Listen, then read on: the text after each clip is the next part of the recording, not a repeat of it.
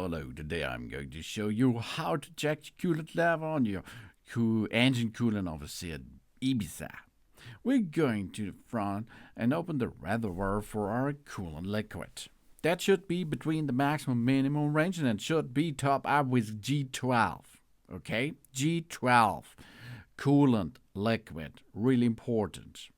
And then we're going to use a pipette and we get a little bit, suck it out of this area and get a little bit, drops 3 of them onto our refractometer.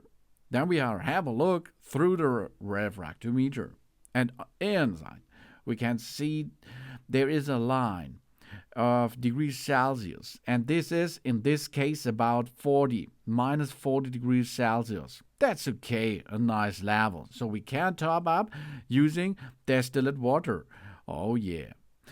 And of course we can let it so like it is. After this we make a little clean out and we are going to close the lid again and we are back on the street again. Thanks for watching and please subscribe me, give me a poll feedback. I hope to see you again on my channel. Dun dun!